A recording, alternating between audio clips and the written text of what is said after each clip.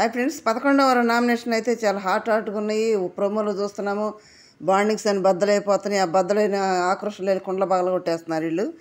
మామూలుగా లేవు బాండింగ్లు. అంటే ఒకళ్ళనొకళ్ళు ఇమ్మానియల్ భరణి నామినేట్ చేస్తున్నాడు కదా, ఆలోచించదగ్గ విషయం. ఎందుకంటే సేఫ్ జోన్లో ఇప్పుడు వేరే వాళ్ళు ఎవరు లేరు చేసుకోవడానికి. ఇక బాండింగ్లు వాళ్ళే చేసుకోవాలి. ఇంతకుముందు కూడా భరణి గారు ఏమైనా నామినేషన్ చేసేటప్పుడు బాండింగ్లు పెట్టుకుంటే నామినేషన్ చేయాలంటే కొంచెం ఇబ్బందికరంగా ఉంటుంది. వాళ్ళని ఏమైనా నామినేట్ చేయాలి, అప్పుడు దాకా కలిసి ఉంటాం కదా, ఏం తప్పులు ఉంటే ఏం చెప్పాలి అని అన్నాడు.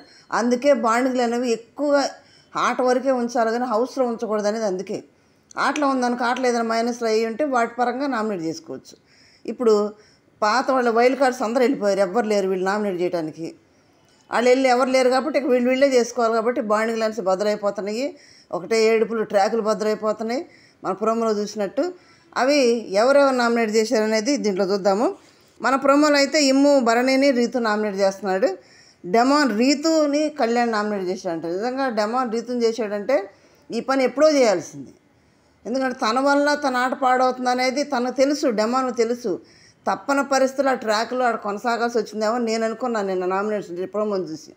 ఇప్పుడు ఎవరెవరు ఉన్నారయ్యా అంటే భరణి ఉండాల్సిందే, దివ్య, రీతు, కళ్యాణ్ కూడా డెమో నామినేట్ చేశాడంటే. ఎందుకు అక్కడ మన తనూజ్ ఏమంది, మ్యాన్ హ్యాండ్లింగ్ చేస్తున్నావు, ఉమెన్ హ్యాండ్లింగ్ చేస్తున్నావు అన్నప్పుడు మరి కళ్యాణ్ అప్పుడే చేసి దాన్ని ఎట్లా అయిద్దని నోరు చేసి అడగకుండా పక్కకు తీసుకెళ్ళాడంట కళ్యాణ్.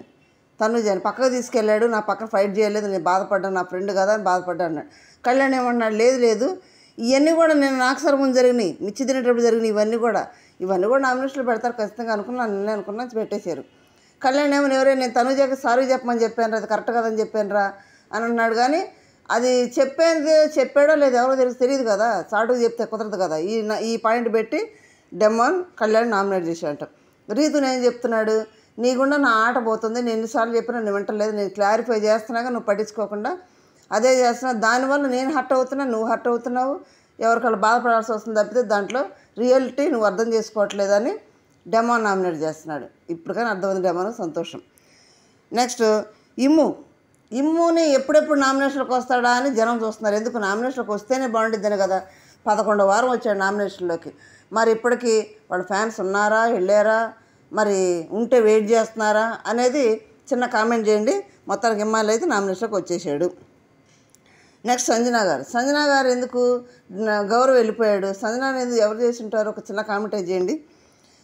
వీళ్ళు డెమాన్ ఉన్నాడు, ఒకటి భరణి గారు, దివ్య, రీతు, కళ్యాణ్, ఇమ్ము, సంజన, డెమాన్ 7 ఉన్నారు. ఈ 7లో కెప్టెన్ అయిన తనూజాకి ప్రత్యేక పవర్స్ ఇస్తే ఒకళ్ళని సేవ్ చేయమంటే రీతుని సేవ్ చేసిందంట. మిగిలిన 6 భరణి గారు, దివ్య, కళ్యాణ్, నిమ్ము, సంజన, డెమాన్ ఈ 6 అయితే నామినేషన్లో ఉన్నారు. మీ ఇష్టమైన కంటెస్టెంట్ ఎవరు? చాలా కష్టమైన క్రూషియల్ వీక్స్ ఇవన్నీ కూడా. ఈ వీక్స్లో ఎవరికి ఓటింగ్ ఎక్కువ పడితే వాళ్ళే టాప్ 5 దాకా వెళ్ళే అవకాశాలు ఉంటాయి. కాబట్టి మీ ఇష్టమైన క్యాండిడేట్స్ ఎవరో, మీ అభిమాన కంటెస్టెంట్ ఎవరో జాగ్రత్తగా ఆలోచించి ఖచ్చితంగా ఆలోచన చేయడానికి ప్లాన్ చేసుకోండి. ఎందుకంటే ఆట ఆడేవాడికే ఇవ్వండి, ఆట ఆడకుండా కూర్చొని వెళ్ళేవాడికి వద్దు. ఆట ఆడి కష్టపడేవాడికే ఓటేయడానికి ఆలోచన చేసి జాగ్రత్తగా వేసుకోండి. మీ ఇష్టమైన కంటెస్టెంట్ని కాపాడుకోండి. ఓకే, మీ ఇష్టమైన కంటెస్టెంట్ ఎవరు కూడా చిన్న కామెంట్ కూడా చేయండి. Thank you.